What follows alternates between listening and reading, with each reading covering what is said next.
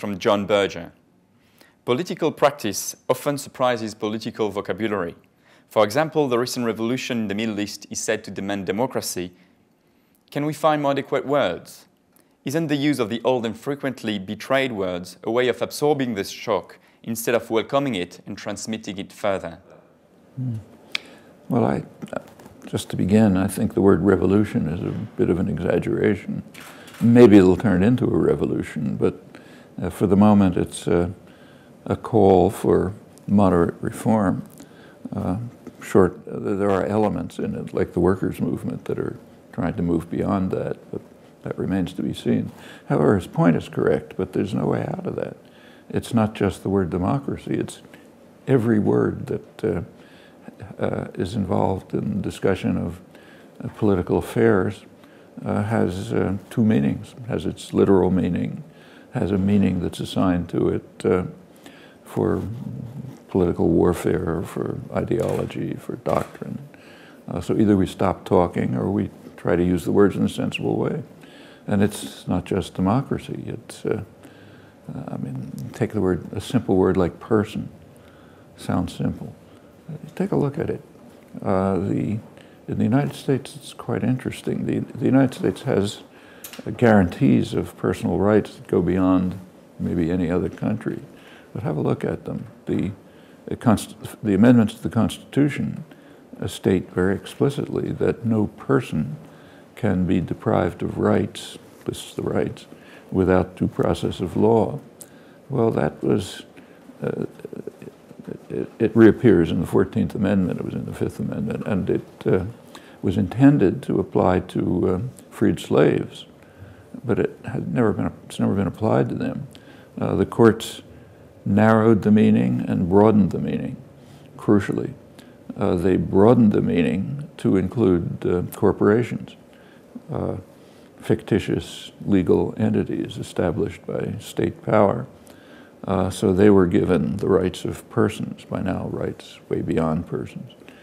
On the other hand, it was also narrowed because the term persons, you might think, would apply to those creatures walking around who do the dirty work in the society, but don't happen to have documents. And that wouldn't do, because they must be deprived of rights. So the courts, in their wisdom, decided they're not persons. The only persons are people with citizenship. So now non-humans, corporate entities, like the Barclays Bank meeting next door, they're persons with rights way beyond persons, humans. And the people, sweeping the streets are not persons. They don't have rights. And the same is true at just about every term you look at. So take, say, free trade agreements. For example, there's a North American free trade agreement, Canada, the United States, and Mexico. The only accurate term in that is North American. It's certainly not an agreement, at least if human beings are part of their societies, because the population in all three countries was against it. So it's not an agreement. It's not about free trade. In fact, it's highly protectionist. Tremendous protections for monopoly pricing rights for pharmaceutical corporations and so on. A lot of it isn't about trade at all. In fact, what we call trade is a kind of a joke. So, for example, in the old Soviet Union, if parts were manufactured, say, in Leningrad and shipped to Warsaw for assembly and then sold in Moscow, we didn't call that trade, although it did cross national borders. It was interactions within a single command economy. And exactly the same is true if General Motors manufactures parts in Indiana, sends them to Mexico for assembly, and sells them in Los Angeles. But we call that trade both ways. And in fact, if you look at the trade, it's about 50% of it, not small. And a lot of the agreement is just about investor rights, say granting General Motors the rights of national companies in Mexico, for example, which Mexicans, of course, don't get in the United States. And you pick the term you want. You're going to find exactly the same thing. So yes, that's a problem, and we get around it by trying to be clear about the way we use our own terminology. Second questions come from award-winning journalist Chris Hedges. Julian Benda, in The Treason of Intellectuals, argued that it is only when intellectuals are not in the pursuit of practical aims, of material advantages, that they can serve as a conscience and as a corrective. Can you address the loss of philosophers, religious leaders, writers, journalists, artists, and scholars whose lives were once lived in direct opposition to the realism of the multitudes, and what this has meant for our intellectual and moral life? Well, I understand his feelings and share them, but I don't know what the loss was. When was it ever true? At no time that I can remember. The term intellectual came into pretty common usage in the modern sense at the time of the Dreyfusards. They were a small minority, a small vilified minority. The mass of intellectuals supported state power. During the First World War, shortly afterwards, the intellectuals of every one of the countries passionately supported their own state and its own violence. Now, there were a handful of exceptions, like Bertrand Russell in England, or Rosa Luxemburg and Karl Liebknecht in Germany, or Eugene Debs in the United States. They were all in jail. They were a margin, they were imprisoned. Yeah, so yes, they were there. In the John Dewey circle, the liberal intellectuals in the United States, passionately pro-war. There was one member, Randolph Bourne, who didn't go along with it. He wasn't put in jail. The United States is a pretty free country. But he was thrown out of the journals, intellectually exiled and so on. That's the way it's always been. During the, say, 1960s, big activist period, you take a careful look. Intellectuals were very supportive of Martin Luther King and the civil rights movement as long as he was attacking somebody else. As long as the civil rights movement was going after racist sheriffs in Alabama, that was wonderful. Everybody praised it, we talked big high rhetoric and so on. As soon as he turned to class issues, he was marginalized and suppressed. People tend to forget that he was killed when he was taking part in a sanitation worker strike and on his way to Washington to help organize a poor people's movement. Well, that crosses the boundary. That goes after us. That goes after privilege in the North and so on. So the intellectuals disappeared. With regard to the Vietnam War, it was exactly the same thing. There was almost no, among known, there was of course people on the fringes, there were young people and so on. But among well-known intellectuals, practically nothing. At the very end, after the Tet Offensive in 1968, when the business community turned against the war, then you started getting a drifting of people saying, yes, I was always a long-time anti-war activist, no trace of it or whatever. But that's, in fact, you can take this back to the earliest history. Go back to classical Greece. Who drank the hemlock? A guy who was accused of corrupting the youth of Athens with false gods. Take the biblical records. They didn't have the term intellectual, but they had a term which meant what we mean by intellectual. It's called prophet. It's a bad translation of an obscure Hebrew word. Well, there were so-called prophets, intellectuals, who carried out geopolitical critique, condemned the king for bringing about disaster, condemned the king's crimes, called for mercy for widows and orphans, and so on. What we would call dissident intellectuals. How are they treated? They were denounced as haters of Israel. It's the exact phrase that was used. It's the origins of the phrase self-hating Jew in the modern period. They were imprisoned, driven into the desert, and so on. There were intellectuals who were praised, the flatterers at the court. Centuries later, they were called false prophets, but not at the time. And that's almost the entire history since. There are few exceptions. In the modern period, the one major exception I know is actually Turkey.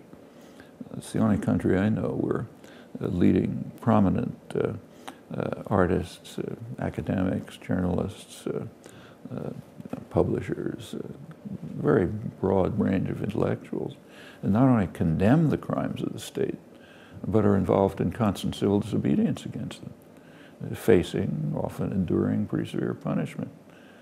I have to laugh when I come to Europe and hear people complaining about how the Turks aren't civilized enough to join our advanced society. You could learn some lessons from Turkey, but that's pretty unusual. In fact, it's so unusual that it's barely known. You can't bring it up. But aside from the word loss, I think Chris Hedges' comments are accurate, but I just can't perceive any loss. I think it's about the same as it's always been. And in fact, the way dissident intellectuals are treated, of course, does vary. So in the United States, let's say, maybe they're vilified or something.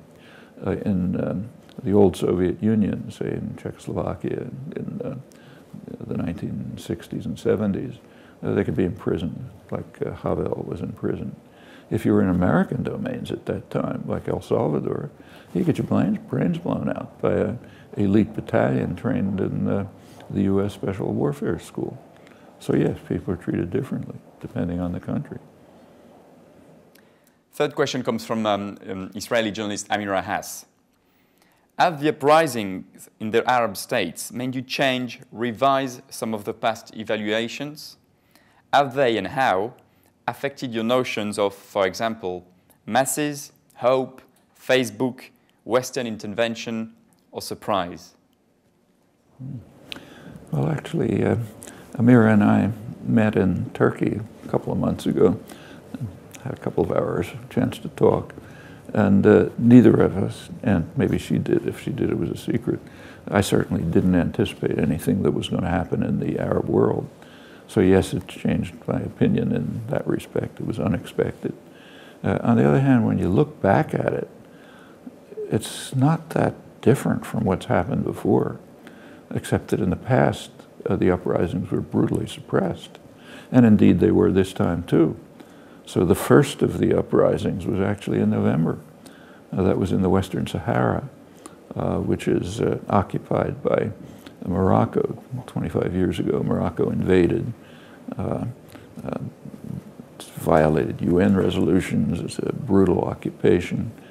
In November, there was a nonviolent protest, which Moroccan troops came in and crushed violently, as they've been doing for 25 years. It was serious enough so that it was brought to the UN for a potential inquiry, but France intervened. France is the primary protector of atrocities and crimes in Western Africa. It's the old French possessions. So they blocked any UN inquiry. That was the first. The next one was in Tunisia, again, more or less French area. And there were scandals, as you know. I think the Minister of Tourism, or one of the ministers, went for a vacation right in the middle of the uprising and got some bad publicity. But that one was successful. It threw out the dictator. Then came Egypt, which is the most important because of its significance in the Arab world. And that was pretty remarkable. It was a remarkable display of courage, dedication, commitment. It did succeed in getting rid of the dictator. It hasn't yet changed the regime. Maybe it will, but the regime is pretty much in place. Different names. But it's nothing new. That uprising, the January 25th uprising, was led by young people who call themselves the April 6th movement. Well, April 6th has for a reason. April 6th, they picked the name because it was the date of a major strike action a couple of years earlier at the Mahala textile complex, big industrial complex. It was supposed to be a major strike, support activities and so on. Well, they were crushed by violence. That's April 6th. And that's only one of a series. Incidentally, shortly after the crushing of the April 6th uprising, President Obama came to Egypt to deliver his famous address, outreach to the Muslim world and so on. On his way, he was asked at a press conference whether he would say anything about the authoritarian government of President Mubarak. And he said no, he wouldn't. He said Mubarak's a good man, he's doing good things, he's keeping stability, like crushing the April 6th strike and so on, so that's just fine. Then the uprisings went beyond. The most striking one is Bahrain. That's frightening to the West. First of all, because Bahrain hosts the Fifth Fleet, the major military force in the region, U.S. fleet. Second, because it's largely Shia, and it's right across a causeway from eastern Saudi Arabia, which is majority Shiite, and happens to be where most of the oil is. Now that gets frightening. For years, Western planners have been concerned about a kind of a geographical and historical accident. Most of the world's oil is in Shiite areas, right around that part of the Gulf, Iran, southern Iraq, and eastern Saudi Arabia. Well, if the uprising in Bahrain spreads to Saudi Arabia, then Western power is really in trouble. And in fact, Obama has changed the rhetoric of that's used officially for the talk about the uprisings. For a while it was regime change. Incidentally, that's after the uprising succeeded. Then you kind of move in and say, oh, it's fine. Now it's regime alteration. We don't want any change. It's too valuable to have our dictators run things. Actually, a rather striking fact about all of this is that you take a look at the WikiLeaks exposures. It's pretty interesting.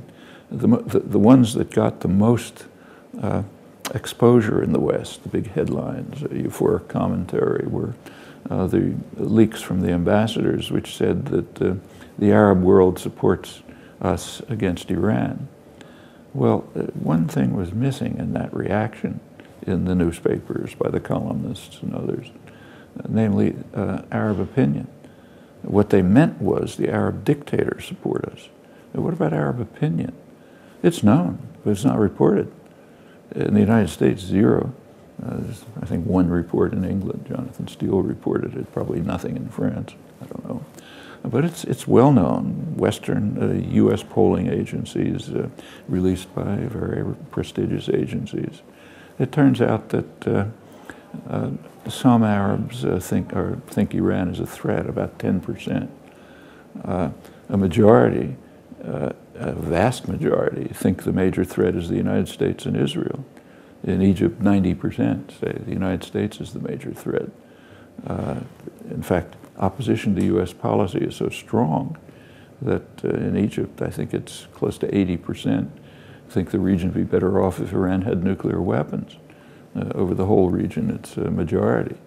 Well, who cares? You know, going back to John Berger's term democracy, Western intellectual contempt for democracy is so profound and deep-seated that it doesn't even occur to anyone to ask, well, what do Arabs think when we are euphoric that the Arabs support us?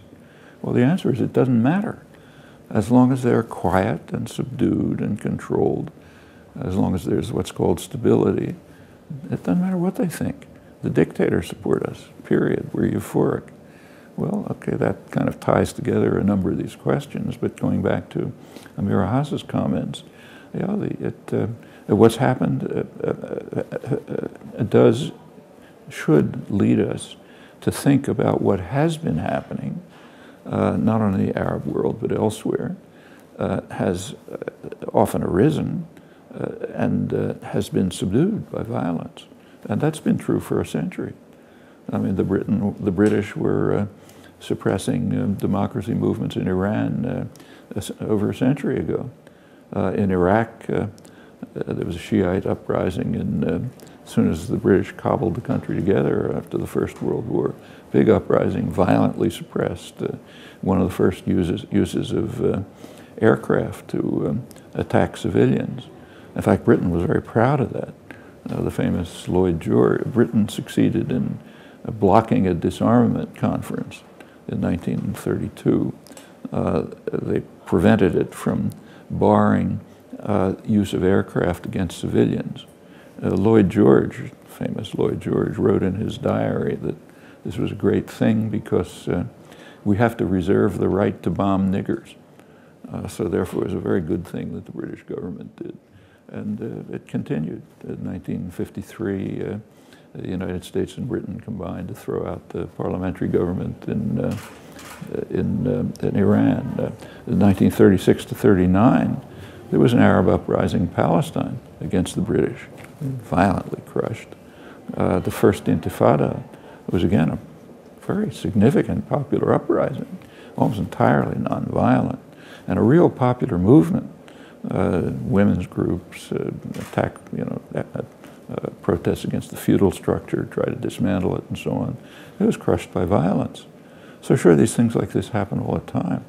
They're just crushed. What's unusual this time is that strong enough so it was in most of the countries able to sustain itself.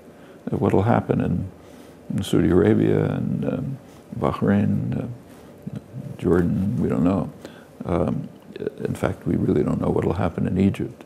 The military has so far retained control, and the top military command, at least, is deeply embedded into the old oppressive regime. They own a lot of the economy. They were the beneficiaries of the Mubarak dictatorship. They're not going to give it up easily. So it remains to be seen what happens there. Next question is from Ken Loach, award-winning filmmaker. How do we overcome sectarianism on the left? I don't think we'll ever overcome it. For one thing, one form of sectarianism should be welcomed, namely disagreement.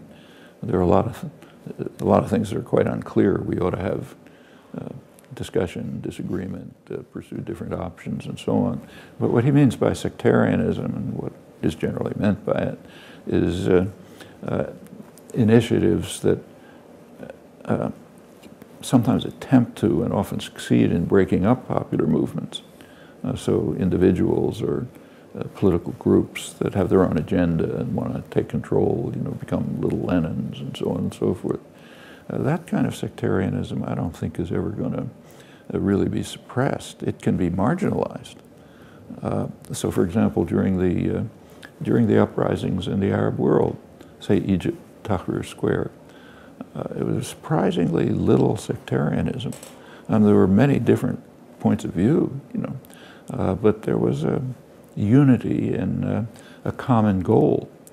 And it's beginning to fall apart, unfortunately. So just yesterday, there was a women's demonstration calling for women's rights. It was attacked it's a very sexist society, and the women were attacked and driven out.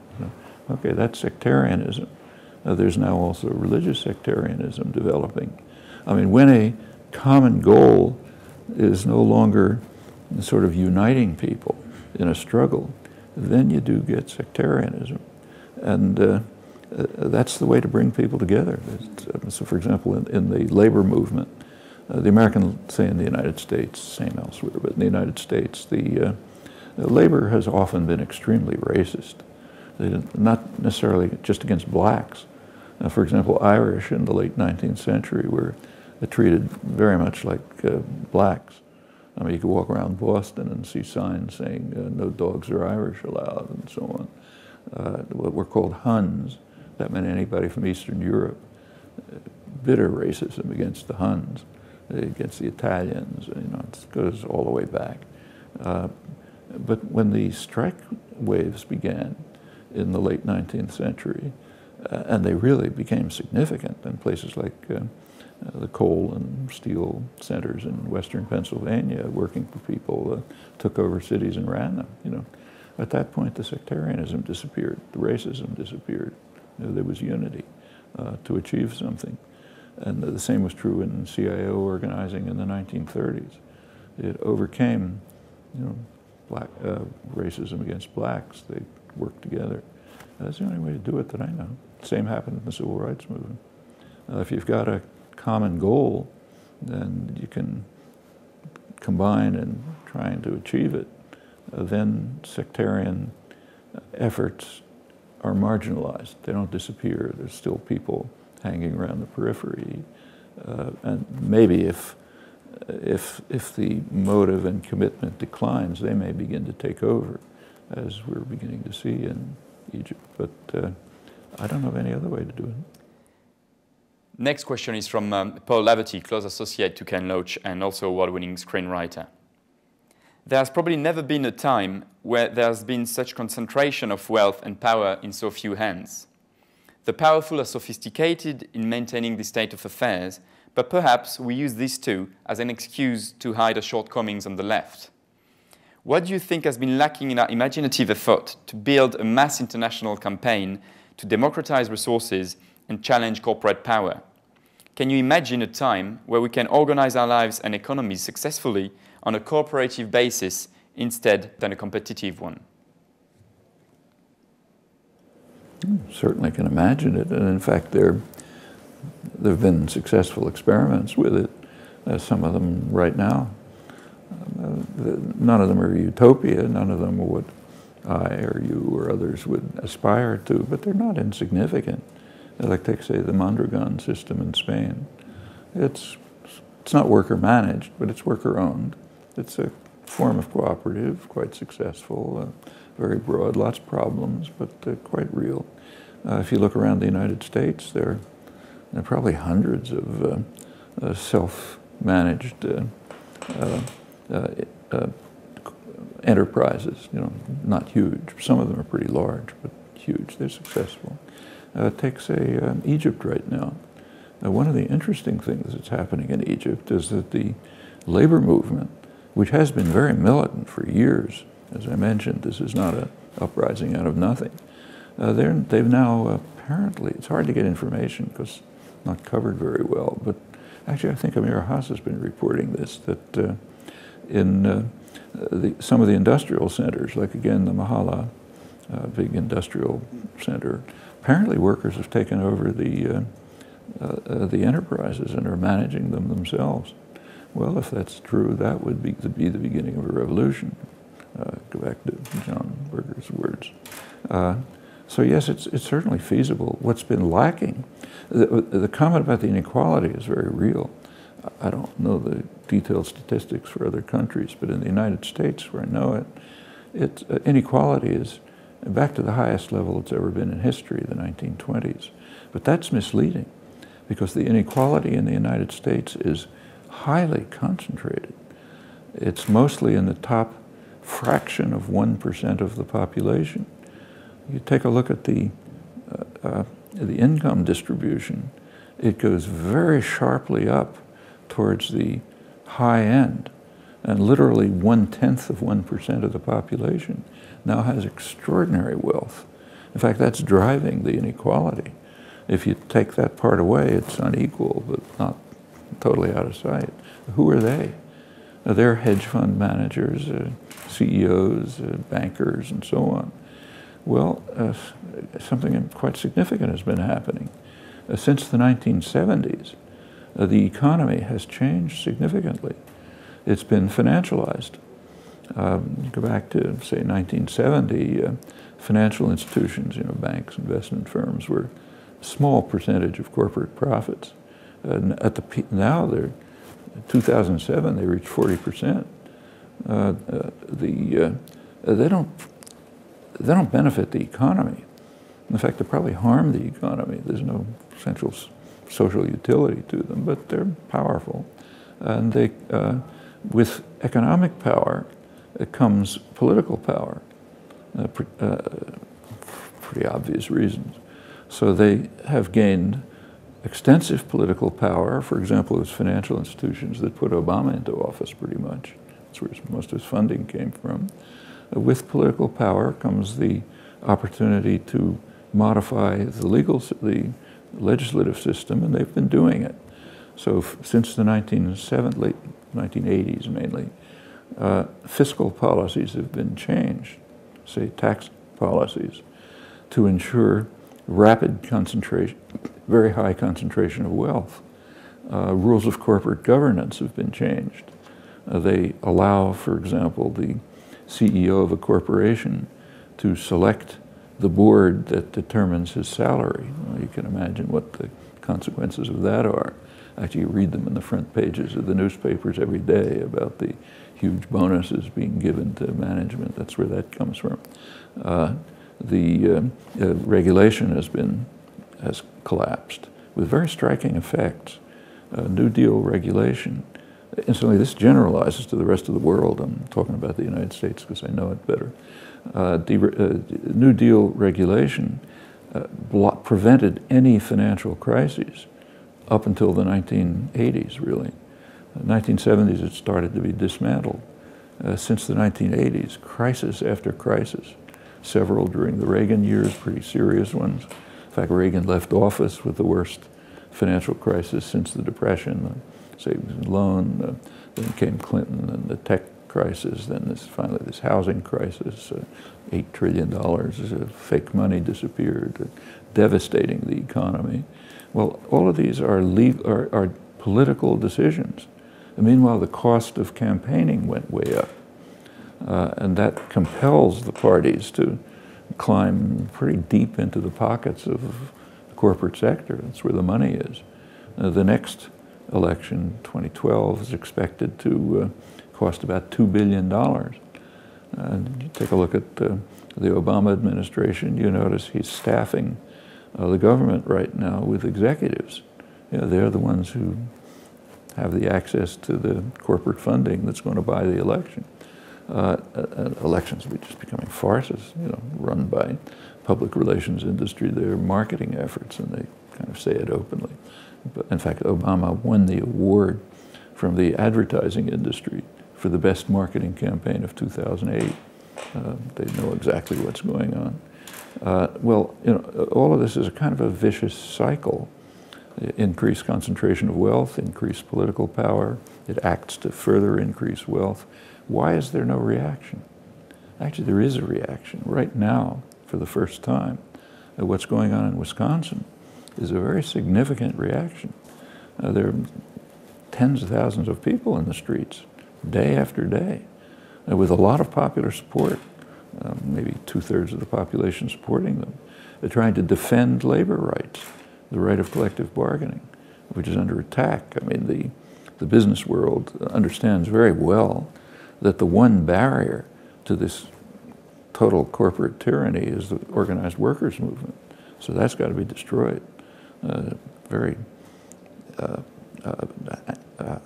Labor history in the United States has been extremely violent, more so than in Europe. And there's been effort after effort to wipe out the unions. They keep reviving. Now is a major one going on, but it's being resisted. It's being resisted by large popular movements. Well, where's the left? Actually, what's happened to the left is interesting. Since the 1960s, when there was a big revival, there is quite an activist left.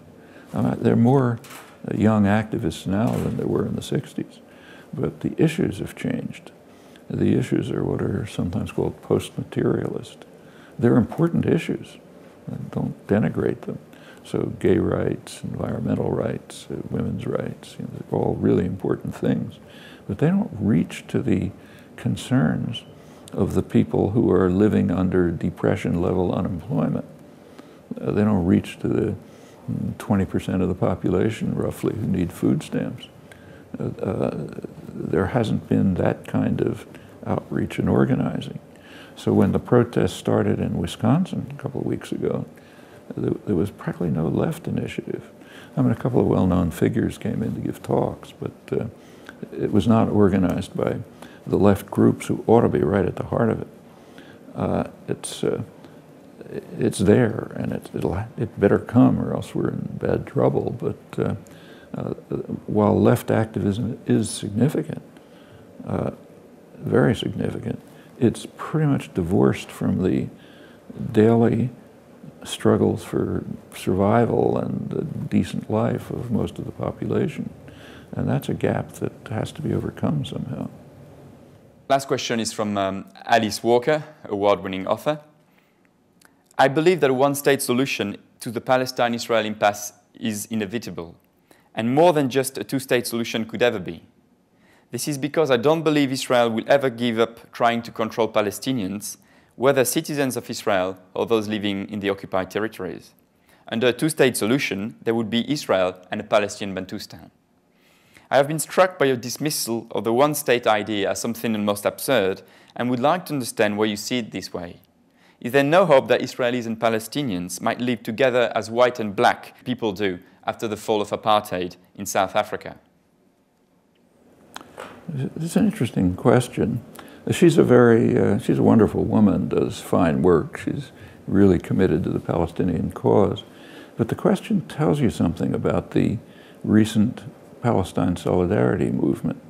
I mean, if I had asked her, let's say, why do you think it's absurd to try to advocate for civil rights for blacks in the United States, she'd be nonplussed. She's devoted a lot of her life to that. In fact, the only possible response would be, what planet are you coming from? That's what I've been doing all my life. That's exactly the same here. It's now about 70 years that I've been advocating for what in the recent reincarnation is called a one-state settlement. A one-state settlement, notice, not solution. A one-state settlement used to be called a binational settlement. And if you think about it, yes, it'll have to be binational settlement. So that's what I was, when I was a young activist in the 1940s, opposed to a Jewish state. That was what we were struggling for, a binational state, a one-state settlement. And that's continued without a break. And it's kind of hard to miss. Since the 1960s, a series of books, huge number of articles, constant talks all the time, thousands of them, interviews, all the same, trying to work for a binational settlement, opposition to a Jewish state. Done a ton of work on this, activist work, writing, and so on. But it's not just a slogan, and I think that's why somebody like Alice Walker doesn't know it. It's not just a slogan, let's all live together happily. It's trying to look at the problem seriously. If you're serious about it, you ask, how do we get there? You ask, what are the steps that'll take us there? Not just, wouldn't it be nice if we had peace? That's easy. How do we get there? Well, that depends on circumstances, like all tactical choices. So in the pre-1948 period, it was straightforward. It said, we don't want a Jewish state, let's have a binational state. 48 to 67, you couldn't sensibly take that position. You're talking to yourself. In 1967, it opened up again.